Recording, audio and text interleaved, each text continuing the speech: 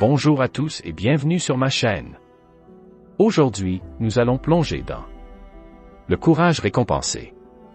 Si c'est votre première fois ici, n'oubliez pas de vous abonner et de cliquer sur la cloche pour ne rien manquer de nos prochaines vidéos.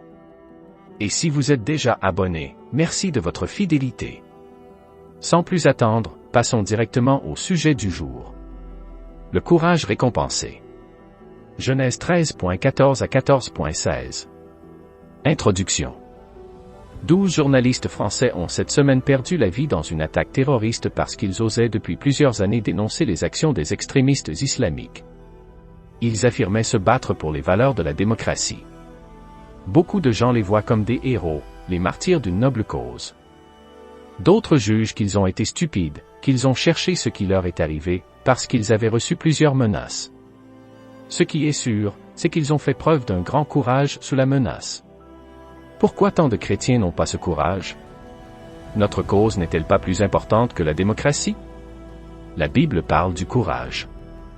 Notre étude de Genèse nous en donne aujourd'hui un exemple. Abraham vient de se séparer d'avec son neveu Lot parce qu'il n'y avait plus assez de place pour que leur maison habite au même endroit.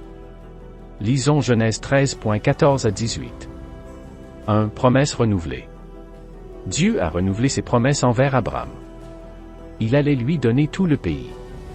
Il allait rendre sa descendance très nombreuse. La révélation de Dieu a été progressive.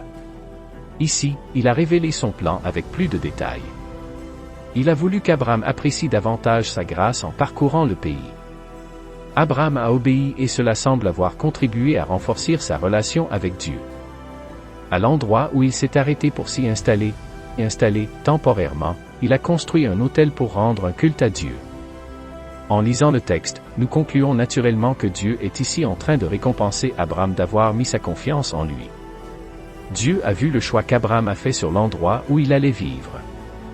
2. Abraham a choisi la paix avec son neveu, ce qui était clairement la volonté de Dieu.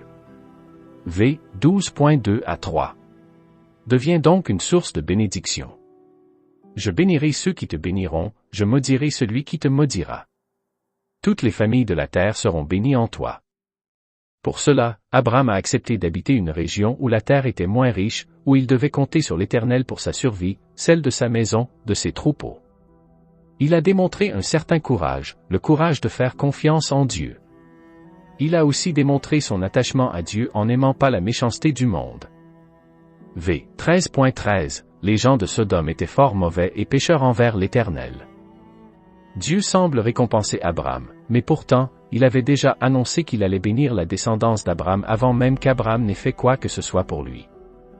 Est-ce que c'était une récompense si Dieu lui avait déjà promis?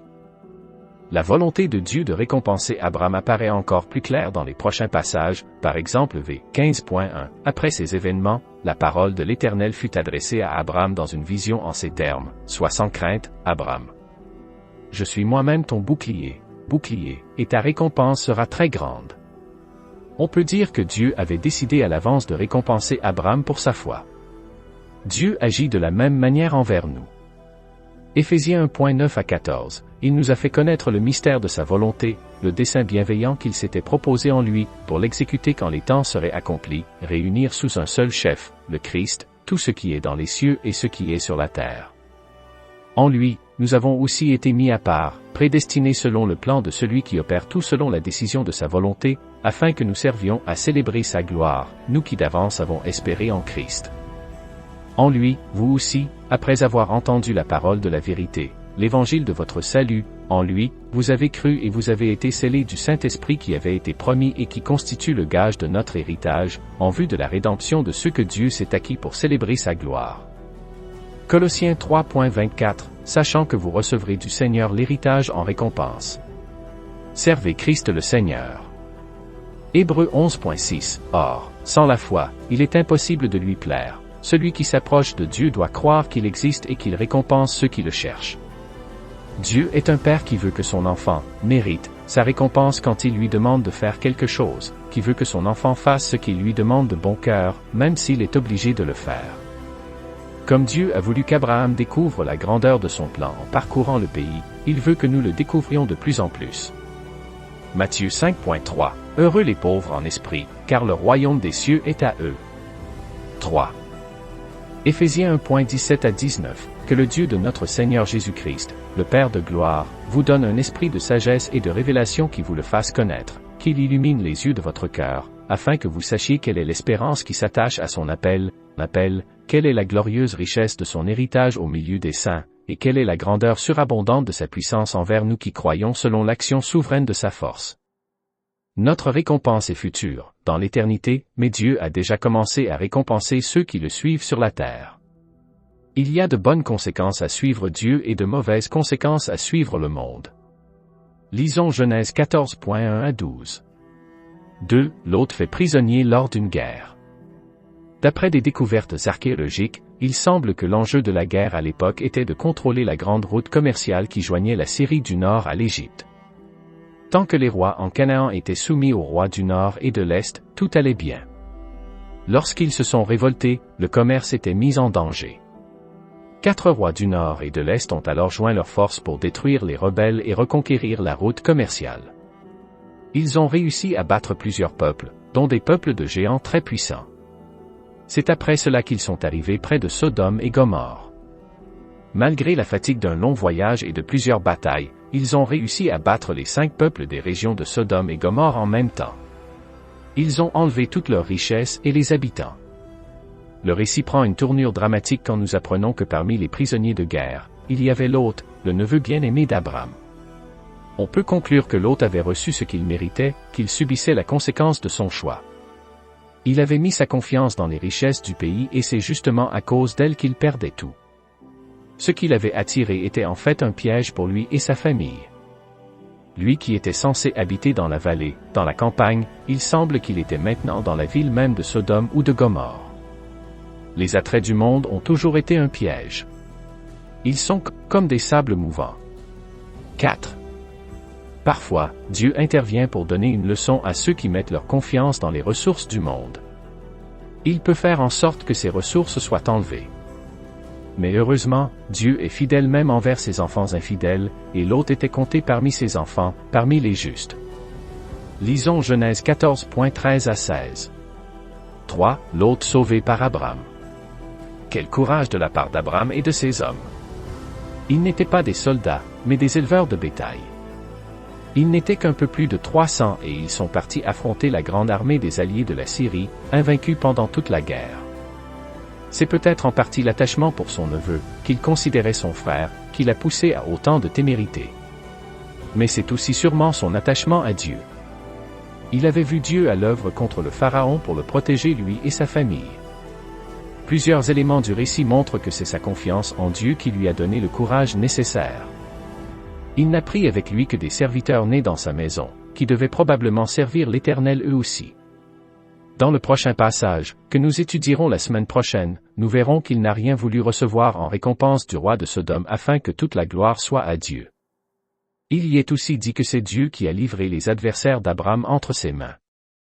Au travers de cette guerre, Dieu a démontré que l'accomplissement de ses promesses était assuré. Seul Abraham était capable de vivre en paix dans le pays de Canaan et sa maison s'agrandissait. Aussi, ceux qui ont osé s'en prendre à sa famille ont été vaincus. Dieu démontrait qu'un jour la descendance d'Abraham serait capable de posséder tout le pays de Canaan et d'y être en paix, tant qu'elle resterait attachée à Dieu. Dieu allait réellement récompenser le courage d'Abraham. Il avait déjà commencé à le récompenser en lui donnant la victoire. Conclusion. Augmentons notre courage d'un cran. 5. Soyons prêts à faire ce que le monde croit être insensé, une folie. Faisons confiance à Dieu. Offrons nos ressources à Dieu, soyons disposés à le suivre. Croyons en ce qu'il nous a promis, que plus nous le ferons, plus nous serons heureux, plus nous trouverons notre plaisir en lui. Nous trouverons en lui notre récompense. Hébreux 13.5 à 6. Que votre conduite ne soit pas inspirée par l'amour de l'argent. Contentez-vous de vos biens actuels, car Dieu lui-même a dit, « Je ne te délaisserai pas ni ne t'abandonnerai. » C'est pourquoi nous pouvons dire avec courage, « Le Seigneur est mon secours, je n'aurai pas de crainte. » Le monde croit que lorsque nous faisons cela, nous perdons notre vie. Jésus dit dans Luc 17.33, « Celui qui cherchera à préserver sa vie la perdra, et celui qui la perdra la retrouvera. » Jésus a eu confiance en Dieu son Père en croyant qu'il le ressusciterait après 3 jours. Romains 5.6 à 8, car, lorsque nous étions encore sans force, Christ, au temps marqué, est mort pour des impies. À peine mourrait-on pour un juste, quelqu'un peut-être aurait le courage de mourir pour un homme qui est bon. Mais en ceci, Dieu prouve son amour envers nous, lorsque nous étions encore pécheurs, Christ est mort pour nous. En sachant que la fin du combat est assurée, nous pouvons trouver ce courage qui nous manque parfois. Jean 16.33, je vous ai parlé ainsi, pour que vous ayez la paix en moi. Vous aurez des tribulations dans le monde, mais prenez courage, moi, j'ai vaincu le monde. Hébreux 10.32 à 35, mais souvenez-vous de ces premiers jours. Après avoir été éclairés, vous avez soutenu un grand et douloureux combat, d'une part exposé en spectacle par les opprobres et les tribulations, d'autre part vous rendant solidaire de ceux qui subissaient ce traitement. En effet, vous avez eu de la compassion pour les prisonniers, et vous avez accepté avec joie qu'on vous arrache vos biens, sachant que vous aviez des possessions meilleures et permanentes. N'abandonnez donc pas votre assurance qui comporte une grande récompense. Et voilà, c'est tout pour aujourd'hui. J'espère que cette vidéo sur le courage récompensé vous a plu et que vous avez appris quelque chose de nouveau. N'hésitez pas à laisser un commentaire ci-dessous pour partager vos pensées et poser vos questions, j'adore lire vos retours. Si ce n'est pas déjà fait, pensez à liker la vidéo et à vous abonner pour ne pas rater les prochains contenus. Merci d'avoir regardé, et à très bientôt pour une nouvelle vidéo.